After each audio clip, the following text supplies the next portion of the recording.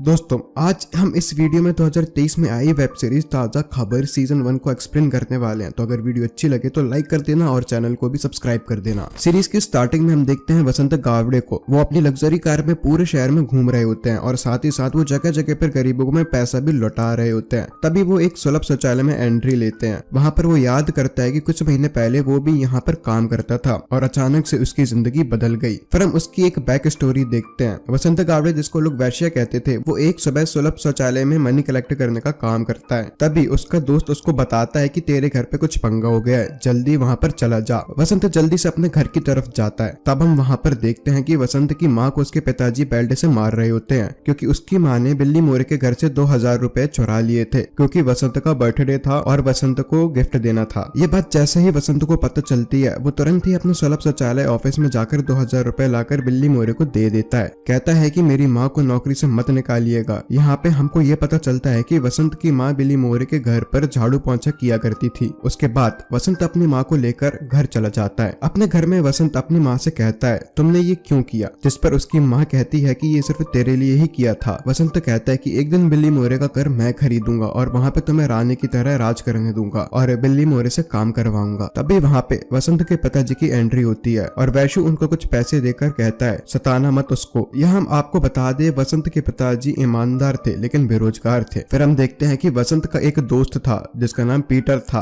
और एक पहचानने वाले थे महबूब भाई। वसंत शौचालय के साथ साथ एक कोठे पर भी हवाले का काम करता था। इसी सिलसिले में वो कोठे वाली रेशमा के पास गया और उसके बाद अपनी प्रेमिका मधु के पास जाता है, जो वहाँ पर प्रोस्टिट्यूशन का काम करती थी। वसंत उसे वहाँ से छुड़ाने की बात करता है तो मधु कहती है कि सपना मत देखो और तभी समय खत्म हो जाता है। फिर वहाँ पे सेठिया जाता है। यह हम आपको बता दें, सेठी एक पॉलिटिशियन होता है और वो जब भी ब्रोथल में आता है तो उसे हमेशा मधु चाहिए होती है और जब सेठी वसंत को देखता है तो उसे को गुस्सा आ जाता है। फिर जब वसंत अपने घर की तरफ आता है तो वो देखता है कि बाथरूम में एक औरत बेहोश पड़ी होती है। वसंत उसे किसी तरह से बाहर निकालता है और उसको कुछ पैसे दे देता है। वो महिला उसको कुछ आशीर्वाद देती है और एक कंगन दे देती है और कहती है, जा अब तो किसी का मोहताज नहीं रहेगा और हमेशा किस्मत तुम्हारे साथ रहेगी। फिर नेक्स्ट सीन में वसंत के पास कुछ गुंडे आते हैं और वसंत को मार के उसके सारे पैसे छीन कर भाग जाते हैं, जिसकी वजह से वसंत के ऊपर 5 लाख का कर्जा हो जाता है सेठी का। दरअसल ये काम सेठी नहीं करवाया था, वसंत से बदला लेने के लिए। उसके बाद वसंत किसी तरह से घर आता है और उसके बाद सो जाता है। उसके मोबाइल में एक एप्लीकेशन होता है खबरदार चैनल के नाम से।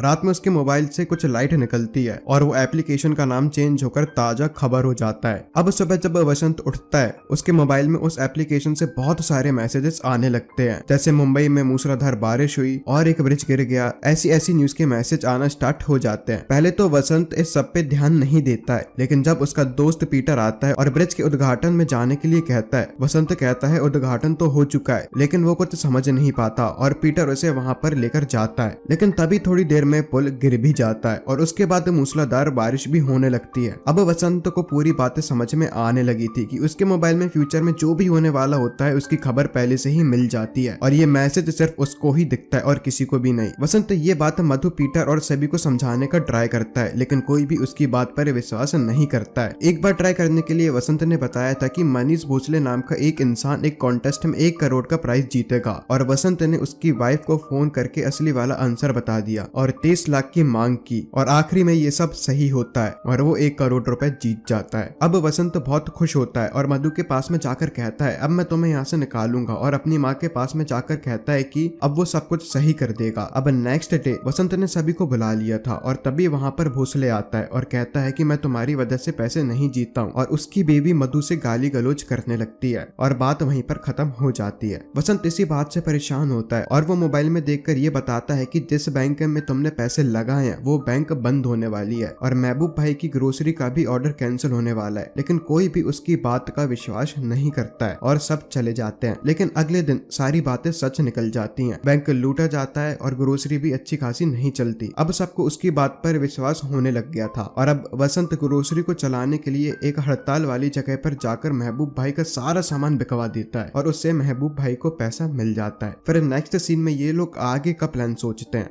तभी पता चलता है कि क्रिप्टो 15% इंक्रीज होने वाला है और तभी महबूब भाई की बेटी ने एक जगह 2 लाख का क्रिप्टो लगा दिया और उसके बाद ये लोग इंतजार करने लगते हैं और तभी एक न्यूज आती है कि क्रिप्टो का प्राइस 15% इंक्रीज हो गया है। इस न्यूज से ये लोग बहुत खुश हो जाते हैं। उसके बाद वसंत तुरंत कोठे पे जाता है और मधु को खरीद लेता जाता है और उसके बाद में वो लोग साथ में घूमे फिरे और खूब खाए पिए और वो दोनों साथ में बहुत खुश थे। अब मधु हमेशा के लिए उसकी हो गई थी। लेकिन तभी सेठी कोठे पर आता है और मधु के बारे में पूछता है तो उसको वहां पर ना पाकर सेठी बहुत ज्यादा गुस्सा हो जाता है। दूसरी तरफ पांचों लोग प्लान कर रहे होते हैं कि पैसे कैसे कमाए जाए। तभी वसंत को ख्याल आता है कि क्रिकेट में बैटिंग लगाई जाए और उसके बाद वो लोग तैयार हो जाते हैं क्योंकि T20 वर्ल्ड कप भी आने वाला था। मैच शुरू होते हैं, बोनी लगना शुरू हो जाती है और ये लोग थोड़ा बहुत पैसा लगाते हैं और अचानक से जीतना शुरू कर देते हैं। इनके पास अचानक से पैसे बढ़ना शुरू हो गए थे और ये लोग दिल की ख्वाहिशें पूरी करने लगते हैं। ये लोग बहुत सामान खरीदते हैं और बहुत शॉपिंग भी करते हैं। वसंत अपनी माँ के पास भी सामान लेकर आता है लेकिन उसके पिताजी ईमानदार थे इसलिए वो उसका एक भी पैसा नहीं लेते थे। दूसरी तरफ सेठी भी वसंत से बदला लेने के लिए तैयार था और वसंत के पास बहुत सारे पैसे आ गए थे और ये लोग खूब मस्ती कर रहे थे और एंजॉय कर रहे थे। अब वसंत को बिली मोरे से बदला लेना था क्योंकि उसने उसकी माँ को परेशान किया था। वो जाकर उसे उसका घर खरीदने के लिए कहता है तो बिली मोरे भड़क जाता है और कहता है कि ये घर मेरी बीवी की यादगार है, तुम मुझे से करोड़ रुपए भी दोगे तो भी मैं इसको नहीं बेचूंगा। और वसंत वहां से चला जाता है परेशान होके और वो गुस्से में जाके एक कार खरीदता है 1 करोड़ रुपए की।